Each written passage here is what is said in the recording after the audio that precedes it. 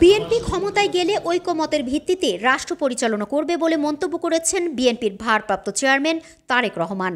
তিনি আজ রাজধানীর গুলশানের একটি অভিজাত হোটেলে বিএনপির ৩১ দফা রাষ্ট্র কাঠামো মেরামতের রূপরেখা ও নাগরিক ভাবনা বিষয়ে সেমিনারে ভিডিও কনফারেন্সে যুক্ত হয়ে দলের নেতৃবৃন্দ ও দেশবাসীর উদ্দেশ্যে এসব কথা বলেন। আমরা সবাই এমন একটি দেশ গড়তে চাই যেখানে আর কখনো ফ্যাসিবাদ বা স্বৈরাচার মাথাচাড়া দিয়ে উঠবে না বা উঠতে পারবে না।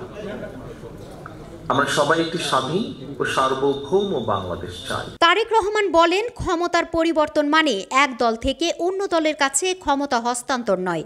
স্বৈরাচারী ব্যবস্থা যেন আর ফিরে না আসে সেজন্য বিএনপির সংবিধানে এমন ব্যবস্থা সংযোজন করা হবে যেখানে একজন ব্যক্তি পরপর 2 বারের বেশি যেন প্রধানমন্ত্রী হতে না পারে।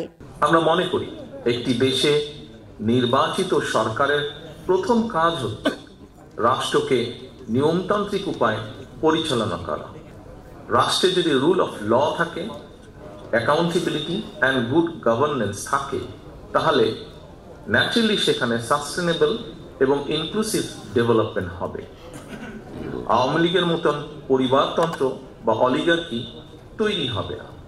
সেমিনারে গণমাধ্যমের সম্পূর্ণ স্বাধীনতা রক্ষার নিশ্চয়তার আশ্বাস দেন বিএনপির ভারপ্রাপ্ত চেয়ারম্যান তারেক রহমান।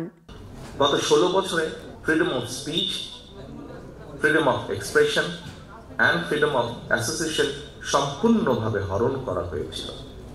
সে উপলব্ধিকে ধারণ করে আমরা all citizens including human rights activist, social influencers and জার্নালিস্টদের মতামত প্রকাশের স্বাধীনতা নিশ্চিত করার সর্বোচ্চ চেষ্টা করব ইনশাআল্লাহ। এ সময় বিএনপির মহাসচিব মির্জা ফখরুল ইসলাম আলমগীর সহ দলের শীর্ষ নেতৃবৃন্দ এবং নাগরিক ঐক্যের সভাপতি মাহমুদুর রহমান মান্না, বাংলাদেশ জাতীয় পার্টির চেয়ারম্যান আন্দালিব রহমান পার্থ সহ বিভিন্ন রাজনৈতিক দলের নেতারা বক্তব্য রাখেন। তুলনা আফরিন, ঢাকা টাইমস।